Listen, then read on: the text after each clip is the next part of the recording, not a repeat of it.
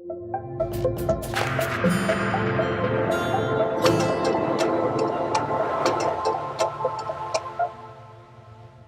Jitin, in the presentation that you made at one stage, you indicated the preferable or acceptable levels of diabetic sugar level.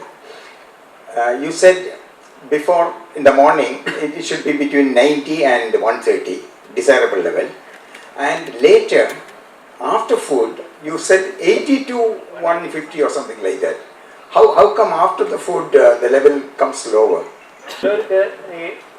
Fasting hyperglycemia കൂടുതൽ ചിലർക്ക് post prandial ആയിരിക്കും കൂടുതലായിട്ട് കാണാറ്. 2 hours കഴിഞ്ഞ values വളരെ കൂടുതലായി കാണാം. അപ്പോൾ നമ്മളത് ഐഡൻറ്റിഫൈ ചെയ്യേണ്ടതാണ്. ഈ ഫാസ്റ്റിങ്ങും PPSും ചെയ്യുന്നതിൻ്റെ ഉദ്ദേശം അതാണ്. പിന്നെ ഈ ഫാസ്റ്റിംഗ് ഉദ്ദേശിക്കുന്നത് 90 to 130 ആണ് നമ്മളൊരു അക്സെപ്റ്റബിൾ. പക്ഷേ അത് കിഡ്നി ഡിസീസ് ആൾക്കാർക്കൊക്കെ നമുക്ക് പലപ്പോഴും അത് ഡിഫിക്കൽട്ടാണ്. അതുപോലെ നമ്മൾ ഈ ഷുഗർ കുറയുന്നതാണ് കൂടുതൽ റിസ്ക്. അപ്പോൾ 90 താഴേക്ക് ആകുമ്പോൾ ഹൈപ്പോഗ്ലൈസിമി വരുന്ന റിസ്ക്. അപ്പോൾ നമ്മൾ ഒരു ടൈറ്റ് കൺട്രോൾ നമ്മൾ അത്ര ഡേറ്റ് ചെയ്യുന്നില്ല. അതിനെ കൊണ്ട് കോംപ്ലിക്കേഷൻസും വരാൻ ചിലപ്പോൾ ഹാർട്ട് ഡിസീസ് ഉള്ളവർക്കൊക്കെ ആണെങ്കിൽ നമ്മൾ അങ്ങനെ ഒരു ടൈപ്പ്, പക്ഷേ അത് ആക്സെപ്റ്റബിൾ ഒരു 130 ഉള്ളിലാണെന്നുള്ളത്. അതിന് ഭക്ഷണം കഴിച്ചതിന് ശേഷമുള്ള നോക്കുകയാണെങ്കിൽ ഒരു 160 ആ റേഞ്ചിലുള്ള കൺട്രോൾ ചെയ്യാൻ പറ്റുകയാണെന്ന് നല്ലത്. അതാണ് 160 ആ റേഞ്ചിൽ പോസ്റ്റ് റേഞ്ച് എന്നാണ് ഉദ്ദേശിച്ചത്. റേഞ്ചാണ് 160 വരെ, 160 180 വരെ ആണെങ്കിൽ ഉചിതം, ഏറ്റവും ബെസ്റ്റ്. അതിൽ പലപ്പോഴും നമുക്ക് ഡിഫിക്കൽട്ട് ആയിരിക്കും. Dr. Jitin just gave the general guidelines. So depending on the category, it might vary. That maybe for the so-called general healthy population with diabetes, no other problem. But for a person who is elderly, the guidelines are different. പിന്നെ കിഡ്നിയുടെ അസുഖമുള്ളവർക്കും ഹാർട്ടിൻ്റെ അസുഖമുള്ളവർക്കും ഇച്ചിരി നമ്മൾ അത്രയും tight ആയിട്ടുള്ള control ഒരിക്കലും recommend ചെയ്യാറില്ല. കുറച്ചുകൂടി റിലാക്സ് ചെയ്ത പോകും.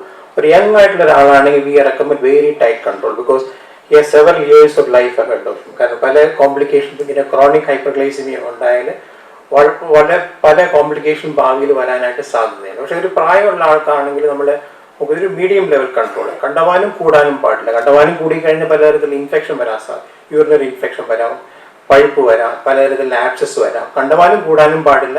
കണ്ടമാനം കുറഞ്ഞാൽ സിവിയർ ഹൈപ്പർഗ്ലൈസിമിയ, ചിലപ്പോൾ വീട്ടിലെ പേരൻസ് ഒക്കെ ഒറ്റയ്ക്കായിരിക്കും താമസിക്കുന്നത്. കണ്ടമാനം കുറഞ്ഞാൽ താഴെ വീഴും, ബോധം കെട്ടുപോകും, ചിലപ്പോൾ അത് തന്നെ ഹാർട്ട് അറ്റാക്കിന് കാരണമായിട്ട് വരും. അപ്പോൾ ആ ഒരു ഈ ഡയബറ്റീസിൻ്റെ ഈ കൺട്രോൾ എന്ന് പറഞ്ഞാൽ ഗൈഡ് ലൈൻസ് ഓരോ സെറ്റിംഗ് അനുസരിച്ച് ഒരുപാട് വ്യത്യാസമുണ്ട്. ഡോക്ടർ ജിതിൻ ആ ജനറൽ ആയിട്ടുള്ളൊരു ഗൈഡ് ലൈനാണ് പറഞ്ഞത്. No, I understand what you said, but my doubt was only if it is 90, the lower limit is 90 before breakfast or before food. How does it go down to 80 after food? That was only, but I think you have explained it and that is sufficient not to get into a discussion on it. Both kidney and liver, they do more or less a similar function of cleaning up, removal of waste. Am I right? What would be the difference between the two? Synthetic functions ഒക്കെ ഉണ്ട്. അത് കൂടാണ്ട് നല്ല liver basically purely ഇത് ഈ kidney വഴിയാണ് നമ്മുടെ ഈ വേസ്റ്റ് റിമൂവൽ, അതായത് ക്രിയാറ്റിനും പിന്നെ യൂറിയയും എക്സസ് നമ്മുടെ ടോക്സിക് കെമിക്കൽസും മെഡിക്കേഷൻസും ഒക്കെ റിമൂവ് ചെയ്ത് പോകുന്നത്. ലിവർ ഡീടോക്സിഫിക്കേഷൻ ഒരു റോളാണ്. പക്ഷെ അത് ഈ പറഞ്ഞ അൾട്ടിമേറ്റ് ആയിട്ട് വരുന്നത് കിഡ്നി വഴിയാണ് നമ്മൾ എക്സ്ക്രീറ്റ് ചെയ്ത് പോകുന്നത്. ലിവറിന് പിന്നെ വേറെ പ്രോട്ടീൻ സിന്തസിസും സിന്തറ്റിക് ഫംഗ്ഷനും വേറെ ഈ നമ്മുടെ ഫൈബ്രോസൈറ്റോസിസ് അതിനെ പ്രതിരോധ ഇൻഫെക്ഷൻ കൗണ്ടർ ചെയ്യുന്ന അതിൻ്റെ അങ്ങനത്തെ കുറേ ഫങ്ഷൻസും ഉണ്ട്. അപ്പം രണ്ട് രീതിയിലാണ് ചെയ്യുന്നത്. ലിവർ കിഡ്നിയാണ് ഫൈനൽ എക്സ്ക്രീറ്ററി ഫങ്ഷൻ ചെയ്യുന്നത്.